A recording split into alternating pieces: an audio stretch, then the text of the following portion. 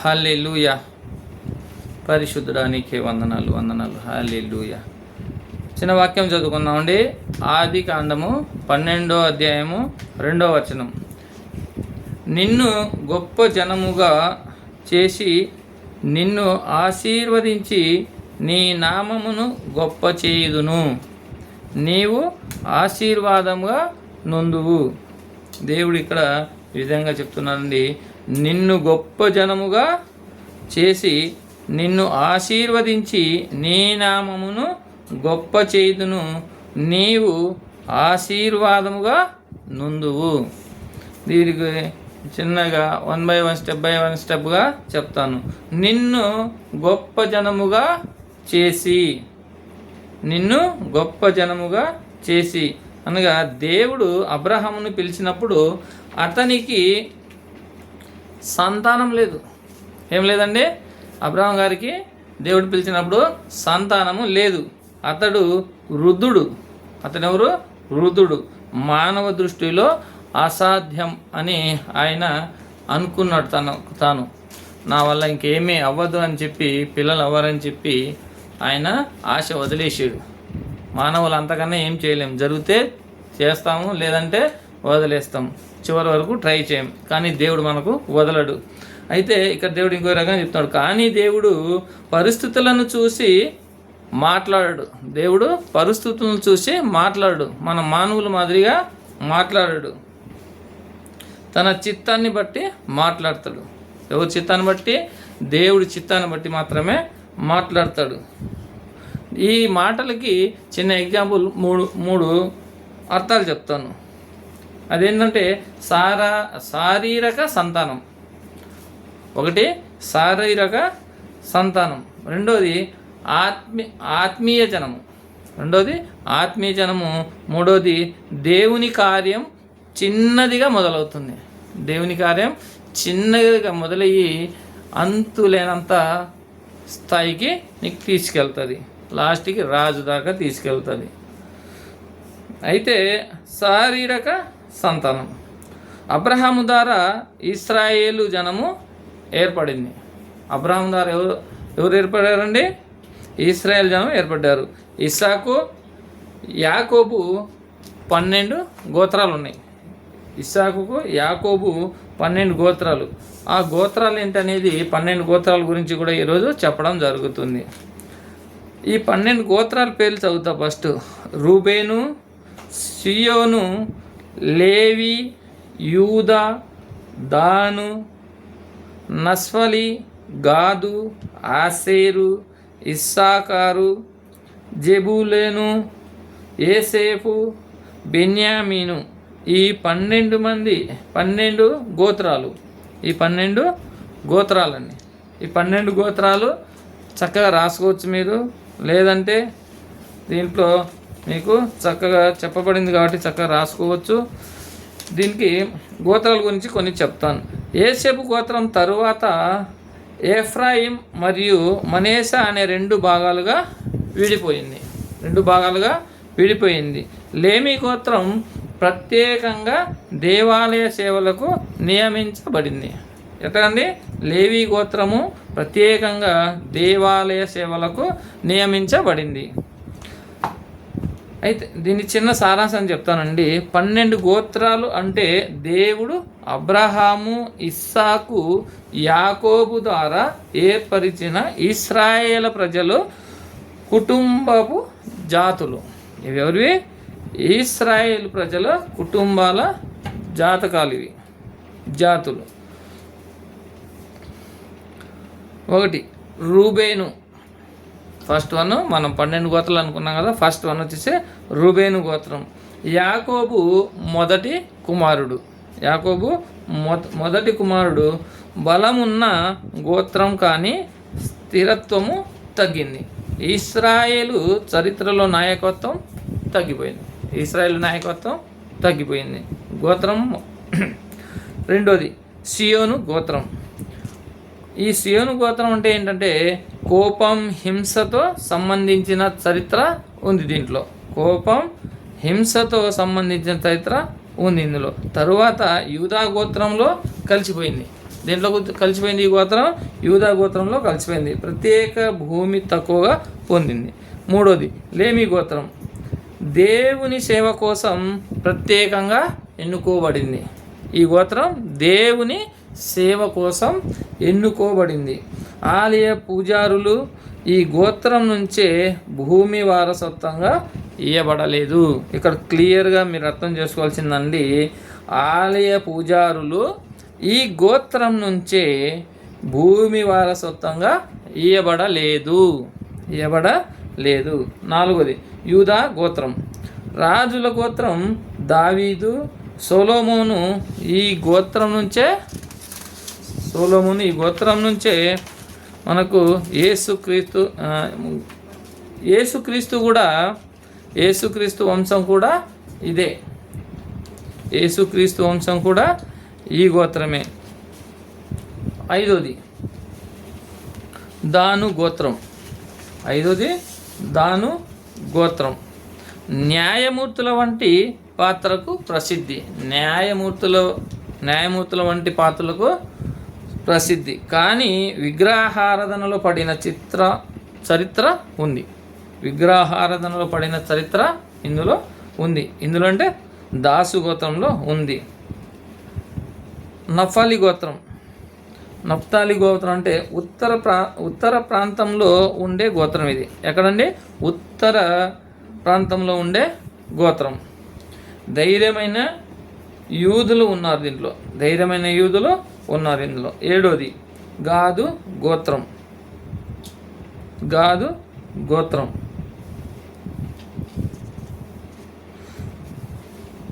ఇందులో యూదులు గోత్రము యుద్ధంలో బలమైన గోత్రం, రెండు ఉన్నాయి దీంట్లో.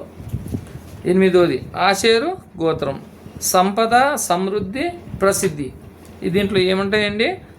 ఆషేరు గోత్రంలో సంపద ఉంటుంది, సమృద్ధి ఉంటుంది, ప్రసిద్ధి ఉంటుంది, భూమి ఫలవంతంగా ఉండేదే ఇది. ఇస్సాకారు గోత్రం జ్ఞానం కాలాన్ని అర్థం చేసుకునే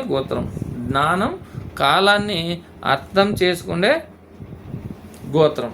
ఏ గోత్రం? ఇస్సాకారు గోత్రాన్ని జ్ఞానం కాలాన్ని అర్థం చేసుకునే గోత్రం ఇది. దేవుని విషయాల్లో అవగాహన ఎక్కువ కల్పిస్తుంది.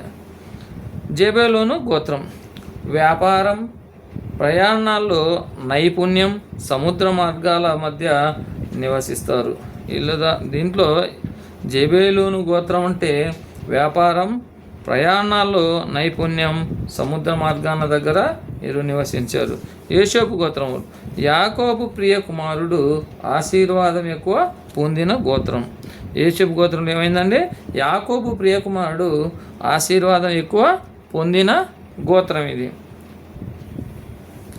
అయితే తరువాత ఇవి 2 భాగాలు అయ్యాయి. 12 గోత్రాలు 2 భాగాలుగా అయినాయి. ఎఫ్రాయిం ఒకటి, నరేష్ అనేది 2 భాగాలు అయిపోయినాయి. జెనమీను గోత్రం 12వది జెనమీను గోత్రం. ఇశ్రాయేలు మొదట రాజు సౌలు ఈ గోత్రం నుంచే వచ్చారు. ఇశ్రాయేల్ మొదటి రాజులు సౌలు ఈ గోత్రం నుంచే వచ్చారు. ఈ 12 గోత్రాలు కలిసి ఇశ్రాయేల్ ప్రజలు మొత్తం జాతిని ఏర్పరిచాయి. ఈ 12 జాతులు కలిసే ఇశ్రాయేల్ జాతిని ఏర్పరిచాయి. ప్రతి గోత్రానికి దేవుని యోజనలో ప్రత్యేక పాత్ర ఉంది. ఏముందండి? ప్రత్యేక పాత్ర దీంట్లో ఉంది. మనం ఇప్పటి వరకు 12 గోత్రాల గురించి చదువుకున్నామండి. ఇప్పుడు ఫస్ట్ వాక్యం పరంగా వస్తే నిన్ను గొప్ప జనముగా చేసి దీని గురించి తెలుసుకుంటే దాంట్లో ఇవి వచ్చాయి. రెండోది శారీరక సంతానం గురించి ఇందాక చెప్పుకున్నాం. ఇప్పుడు మూడోది ఏంటంటే దాంట్లో ఆత్మీయ జనం, అనగా దేవునిపై విశ్వాసం ఉంచిన వారందరూ ఆత్మీయంగా అబ్రహాము సంతానమని బైబిల్ చెప్తుంది. ఏమని చెప్తుంది? దేవునిపై విశ్వాసం ఉంచిన వారందరూ ఆత్మీయంగా అబ్రహాము సంతానమని బైబిల్ చెప్తుంది. ఇక్కడ రోమియోల్లో 4:11 అబ్రహాము విశ్వాసపు తండ్రి అని చెప్పబడిందని నిన్న కూడా చెప్పాను. ఇదే వాక్యం మీకు, అబ్రహాము విశ్వాసపు తండ్రి అని చెప్పబడింది. గలితీయులు 3 అధ్యాయం 7, 8, 9 చదువుకుంటే అందులో కూడా ఉంది. అంటే దేవుడు కేవలం ఒక కుటుంబాన్ని కాదు, విశ్వాసుల సమూహాన్ని నిర్మించాడు. దేవుని వాక్యం చిన్నదిగా మొదలైద్ది. ఫస్ట్ దేవుని వాక్యం చిన్నదిగా మొదలైద్ది, ఒక మనిషితో ప్రారంభమై ఒక జాతిగా, తర్వాత ప్రపంచ ఆశీర్వాదంగా మారింది. ఎట్లా మారిందండి? ప్రపంచ ఆశీర్వాదంగా మారింది. దేవుడు చిన్న ఆరంభాలను గొప్పదిగా చేయగలడు. నువ్వు ఏదైతే చిన్నదిగా దేవుని మీద మనసు పెట్టి స్టార్ట్ చేస్తావో, దేవుడు అక్కడ ఏం చెప్తానంటున్నాడు? గొప్పదిగా, బహు గొప్పదిగా చేస్తాడు నీకు. దేవుణ్ణి నువ్వు ఎక్కువ శాతము నమ్మాలి. మనస్ఫూర్తిగా నమ్మితే నీకు చాలా గొప్ప స్థాయికి తీసుకెళ్తానన్నాడు. నిన్ను ఆశీర్వదిస్తానంటున్నాడు. ఇది కేవలం డబ్బు లేదా ఆస్తి గురించి కాదు. బైబుల్ ఆశీర్వాదం అంటే దేవుని సన్నిధి, రక్షణ, కృప, శాంతి, మార్గదర్శనం, ఆత్మీయ ఫలం. అబ్రహాము జీవితంలో కష్టాలు కూడా వచ్చాయి. అబ్రహాము కూడా ఇవన్నీ వచ్చాయండి. రక్షణ, కృప, శాంతి, మార్గదర్శనం, ఆత్మీయ ఫలం. అబ్రహాము జీవితంలో కష్టాలు కూడా వచ్చాయి. కరువు వచ్చింది, కష్టాలు వచ్చాయి, ఆలస్యాలు వచ్చాయి. అయినా దేవుని ఆశీర్వాదం అతని మీద ఉంది. అన్నీ వచ్చినా కూడా దేవుడి ఆశీర్వాదం ఉంది. అంటే ఆశీర్వాదం అంటే సమస్యలు లేకపోవడం కాదు, సమస్యల మధ్య దేవుడి తోడుగా ఉండడం. ఇప్పుడు చాలామంది అనుకుంటారు, దేవా నాకు ఈ పని జరగాలని ఫస్ట్ దండం పెడతాం, మొక్కుతాం, చర్చికి వస్తాం, వారం చూస్తాం, 10 రోజులు చూస్తాం. ఏ దేవుడు ఉన్నాడు ఏంటి, వైన్ షాప్కి ఒక పెగ్గేసి ప్రశాంతంగా వండుకుందాం అనుకుంటాం. అది కాదు. దేవుని వెంబడించడం అంటే దేవుడిచ్చేదాకా నువ్వు ఎదురు చూడాలి. మనం మానవులుగా మట్టితో తయారు చేసిన మట్టి బొమ్మలు మనకే 10 రోజులు వెయిట్ చేయలేకపోతే, కొద్ది రోజులు వెయిట్ చేయలేకపోతే, దేవుడు మన కోసం అంత వెయిట్ చేస్తున్నాడు కదా. అందుకోసం దేవుడు ఒకటే చెప్తాడు, దేవుడు నీకు ఇచ్చేదాకా వెదురు చూడు. కొంచెం స్టార్ట్ అయితే నీకు అబ్రహాం లాగా దేశానికి రాజుగా మారుస్తాడు. నీ నామమును గొప్ప చేయదును అంటున్నాడు. నీ నామమును గొప్ప చేయదును. మనిషి తన పేరును తానే గొప్ప చేసుకోవాలని ప్రయత్నిస్తాడు. మనిషి తన పేరును తానే గొప్ప చేయాలని చాలా ట్రై చేస్తాడు, కానీ అది జరగదు. ఎవరి వల్ల అది జరగదు, ఓన్లీ అది ఒక్కడే దేవుడి వల్లే జరుగుద్ది. కానీ దేవుడు చెప్పేది ఒకటే, నేను నీ పేరును గొప్ప చేస్తాను. నువ్వు ఎంత ప్రయత్నం చేసినా దానికి ఫలితం లేదు, నేను మాత్రమే నీకు గొప్ప చేయగలుగుతాను అంటున్నాడు. ఇది చాలా ముఖ్యమైన ఆత్మీయ సత్యం. మనము పేరు సంపాదించుకుందాం, కానీ వెంటనే తదుపరి అధ్యాయంలో దేవుడు అబ్రహాంతో చెప్పేశాడు. ఏమనంటే, నేనే నీ పేరు గొప్ప చేసేదని అంటున్నాడు. అక్కడ గొప్ప చేస్తానన్నాడు, ఇక్కడ దేవుడే చెప్తున్నాడు డైరెక్ట్గా. నేనే అబ్రహాంతో దేవుడు ఇలా చెప్తున్నాడు, నేనే నీ పేరును గొప్ప చేస్తానని దేవుడు మాట్లాడుతున్నాడు. ఇది 2 వర్గాలుగా చూపిస్తుంది. ఎట్లంటే, మనిషి మార్గం ఎట్లా ఉండాలంటే దేవుని మార్గంలా ఉండాలి. స్వయం మహిమ ఎలా ఉండాలంటే దేవుని మహిమగా ఉండాలి. స్వయం మహిమ దేవుని మహిమగా ఉండాలి. గర్వం ఉండకుండా విశ్వాసంగా ఉండాలి. బలవంతం చేయకుండా విధేయుతుడుగా ఉండాలి. అలా ఉంటే దేవుడు నీకు చాలా చక్కగా నీ మనసుకి దగ్గర అవుతాడు. అబ్రహాము దేవునికి విధేయుడయ్యాడు. దేవుడికి విధేయుడయ్యాడు. దేవుడు అతన్ని గొప్పవాడిగా చేశాడు. ఎప్పుడైతే విధేయుడుగా అయ్యాడో అప్పుడు అబ్రహాంకి చాలా గొప్పవాడిగా ఆశీర్వదించాడు. ఎవరు? దేవుడు. ఇప్పటికీ ప్రపంచమంతా అబ్రహాం పేరు తెలుసుకుంటుంది. అబ్రహాం పేరు ఇప్పటికీ ప్రపంచం మొత్తం వరల్డ్ వైజ్గా మారుమోగుతుంది. ఎక్కడ నువ్వు ఎంత ట్రై చేసినా, ఒక జిల్లా, ఒక మండలం, నీ ఊరు అంతే.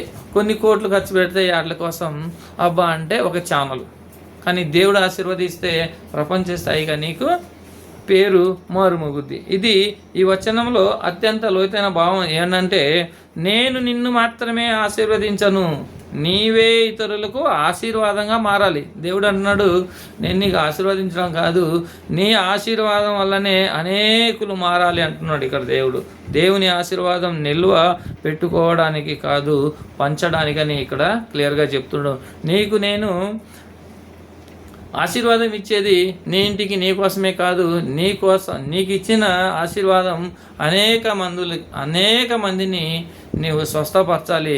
ఆశీర్వాదం నీకు నేను ఇచ్చినట్టు అనేక మందికి నీవు ఆశీర్వాదం ఇవ్వాలని చెప్పి దేవుడి వాక్యం ద్వారా చక్కగా మనతో మాట్లాడుతున్నాడండి. మనకు అందుకే చెప్తారు, ఎప్పుడైనా మనకు ఆశీర్వాదం కావాలంటే వాళ్ళని వీళ్ళని ఆ గుడి ఈ గుడి చుట్టూ తిరగకుండా బైబిల్ చేతిలో పట్టుకొని చక్కగా చదివితే నీకు అన్ని విషయాలు దేవుడు వాక్యం ద్వారా నీకు తెలియజేస్తాడు. నీకు ఎక్కడ దారి తప్పావో ఆ దారి తప్పకుండా సరైన దారిలో నీకు నడిపిస్తాడు. అబ్రహాం ద్వారా జనములు ఆశీర్వదించబడ్డారు. చర్చికి వచ్చే ప్రతి ఒక్కరికి, వాక్యం వినే ప్రతి ఒక్కరికి తెలిసిన విషయం ఏంటంటే జనములు ఆశీర్వదించారు. ఎవరి వల్ల? అబ్రహాం వల్ల ఆ జనాలు చాలామంది ఆశీర్వదించబడ్డారు. దేవుని జ్ఞానం వ్యాపించింది. ఎలా? ఆశీర్వదించడం వల్ల, ఆశీర్వాదం రావడం వల్ల దేవుని వాక్యాలు మనకి హృదయంలో గుచ్చుకుంటూ ఉంటాయి. చివరకు జీసస్ క్రీస్తు ఈ వంశంలో జన్మించాడు. జీసస్ క్రీస్తు కూడా అబ్రహాం వంశంలోనే జన్మించాడు. అందుకే ఈ వాగ్దానం ప్రపంచ రక్షణలో సంబంధం కలిగి ఉంది. అందుకే ఈ వాక్యం ఏం జరిగింది? ప్రపంచ రక్షణతో సంబంధం కలిగి ఉంది. దేవుడు అసాధ్య స్థితిలో కూడా పిలుస్తాడు. నువ్వు కృంగిపోయి పడిపోయినప్పుడు కూడా నీకు దేవుడు, ఆ స్థాయిలో ఉన్నప్పుడు కూడా నీకు దేవుడు పిలిచి ఆరాధిస్తాడు, సమకూరుస్తాడు నీకు. అబ్రహాము వృద్ధుడైన దేవుడు అతనిని ఉపయోగించాడు. అబ్రహాము వృద్ధుడైనా కూడా అబ్రహాముకి నీకు నాకు అంత చదువు కూడా రాదు, కానీ ఆయనకి ఒక దేశానికి రాజు చేశాడు. దానికి ఉదాహరణ తీసుకొని నువ్వు బైబిల్ని వెంబడించి దేవుని ప్రేమించడం స్టార్ట్ చేస్తే నీ జీవితం కూడా అలానే ఉంటుంది. లోపల బయట మాత్రం చేయకుండా దేవుని నీ హృదయపూర్వకంగా ప్రేమించు. దేవుని వాగ్దానం ఆలస్యం అవ్వచ్చు కానీ ఫలితం కాదు. దేవుని వాగ్దానం ఆలస్యం అవ్వచ్చు కానీ విఫలము కాదు, ఎప్పటికీ విఫలము కాదు. దేవుడు నీకు ఒకసారి పరీక్షించడానికి లేట్ అవ్వచ్చేమో కానీ విఫలమైతే అవ్వదు. తప్పకుండా తన మాట ఇచ్చాడంటే తప్పకుండా నెరవేరుతుంది. సంతానం రావడానికి సంవత్సరాలు పట్టింది. ఎవరికి? అబ్రహాం గారికి సంతానం అవ్వదని వాళ్ళ ఆశ వదిలేశారు. అప్పటికి వాళ్ళు మొత్తం ఆశ వదిలేశారు. కానీ దేవుడు మాట నిలబెట్టుకున్నాడు. దేవుడు అతనితో ఏం చెప్పాడు? ఆకాశ నక్షత్రంలాగా నీ పిల్లలు తయారు చేస్తారన్న, అలానే వాళ్ళు తన మాట నిలబెట్టుకున్నాడు. నిజమైన ఆశీర్వాదం ఇతరులకు ఆశీర్వదించడంలో ఉంది. నిజమైన ఆశీర్వాదము మనము ఎదుటానికి ఎప్పుడైతే ఆశీర్వదించి నీవు ఆశీర్వదించిన తర్వాత నేను బాగుపడ్డానని చెప్తారో అందులో ఉన్న ఆనందం అది వేరు.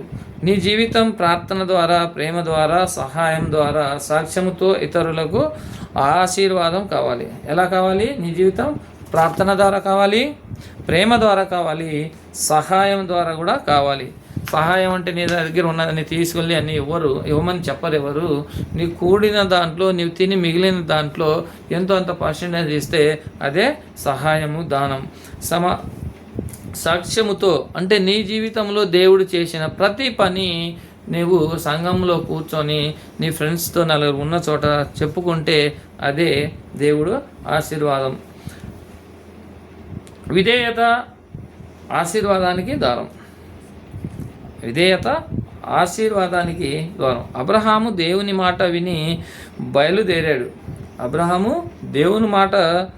బయలుదేరాడు. విధేయత తరువాతే వాగ్దానాలు స్పష్టమయ్యాయి. ఇక్కడ అర్థమైందండి, విధేయత తరువాతే వాగ్దానాలు స్పష్టమయ్యాయి. కానీ దేవుడికి అబ్రహాము ఈరోజు క్వశ్చన్ వేయలేదు. అబ్రహాము దేవుని మాట విని వెంటనే బయలుదేరి వెళ్ళిపోయాడు. ఈ వచనము యేసుక్రీస్తు ఎలా నెరవేరింది? యేసుక్రీస్తులో ఎలా నెరవేరింది? జీసస్ క్రీస్తు ఎలా నెరవేరిందంటే జీసస్ క్రీస్తు ద్వారా నెరవేరింది. అన్యజనములను రక్షణ వచ్చింది. అన్యజనులకు రక్షణ వచ్చింది. అబ్రహాము వాగ్దానం సంపూర్ణమైనది. అబ్రహాం వాగ్దానం చాలా సంపూర్ణమైనది. అందుకే ఈ వచనం కేవలం అబ్రహాము కథ కాదు, దేవుని రక్షణ ప్రణాళిక ప్రారంభం అంటారు. దేవుని రక్షణ ప్రణాళిక ప్రారంభం అని చెప్తున్నారు. దేవుడు నన్ను ఏ ఆశీర్వాదానికి పిలుస్తున్నాడు? దేవుడు నాకు ఏ ఆశీర్వాదానికి పిలుస్తున్నాడు? నేను ఇతరులకు ఆశీర్వాదంగా ఉన్నానా? నా పేరు నేను గొప్ప చేసుకోవాలనుకుంటున్నానా? లేక దేవుడు గొప్ప చేయాలని అనుకుంటున్నాడా? దేవుని వాగ్దానపై సహనంతో ఎదురు చూస్తున్నానా ప్రభువా అని చెప్పి అక్కడ వారు క్వశ్చన్ వేసుకుంటున్నారు. అందుకే దేవుని బిడ్డలారా, ఎప్పుడు దేవుడు పిలుపుకి ఎదురు వెళ్ళకండి, ఆలోచించకండి. ఎప్పుడు అయితే నీకు కళ కానీ దర్శనం కానీ వచ్చిందంటే తప్పకుండా దేవుడు వాగ్దానం నెరవేర్చే దేవుడు కాబట్టి మీరు దేవుని వెంబడించండి. బైబిల్ ఎప్పుడు చదువుతూ ఉండండి. టైం ఉన్నప్పుడల్లా మీరు వాక్యాన్ని ఎప్పుడైతే అర్థం చేసుకుంటారో మీరు 1కి 2 సార్లు చూచి చదవండి, చూచి బోధించండి. నష్టమేం లేదు. ఎవరో ఏదో చేస్తారు, ఏదో చూస్తున్నారు, నేను చూసి చదివితే చూసి చెప్తుంటే ఏదో అనుకుంటారని ఎప్పుడు మైండ్లో అనుకోకండి. చెప్పేవాడు ఎప్పుడు నీకు పెట్టడు. నువ్వు చూసి నవ్వేవాడు రేపు ఇంకా నవ్వుల పాలు అయ్యేటట్టు చేస్తాడే కానీ నీకు జీవితంలో ఎప్పుడు పైకి వచ్చే పనులు ఏది చెప్పడు. నీకు ఏది అనిపిస్తే అది చెయ్యి, దేవుని మీద భారం పెట్టి. అది నీకు సక్సెస్ఫుల్గా నీ జీవితానికి గుర్తింపుగా నిలబెట్టుతుంది. అంతేగాని ఎదుటివాడి గురించి, పక్కడోడి గురించి, చుట్టాల గురించి ఆలోచించొద్దు. దేవుణ్ణి వెంబడించు. నీకు అసాధ్యమందంటే ఏది లేదు. చిన్న ప్రార్థన చేసుకుందాం. ప్రభువా, అబ్రహామును పిలిచినట్టు నన్ను కూడా నీ చిత్తంలో నడిపించు. నీవిచ్చిన ఆశీర్వాదాన్ని నేను ఇతరులకు పంచే శక్తిగా మార్చు. నా జీవితం ద్వారా నీ నామము మహిమపడునుగాక. తండ్రి, దీవించి ఆశీర్వదించండి. వాక్యం ద్వారా ఏదైతే మాట్లాడామో ప్రభువా, అవన్నీ మా జీవితాల్లో జరుగునుగాక. మాకు ఆశీర్వాదం వచ్చునుగాక. అనేక మందిని స్వస్థపరిచే శక్తి, జ్ఞానం మాకు వచ్చునుగాక. మీ పరిశుద్ధాత్మతో మేము ప్రతి రోగుల్ని స్వస్థపరిచే జ్ఞానము, శక్తి, పరిశుద్ధాత్మలో నింపమని యేసు పరిశుద్ధ నామములో అడిగి వేడుకున్నా తండ్రి. ఆమేన్, ఆమేన్, ఆమేన్.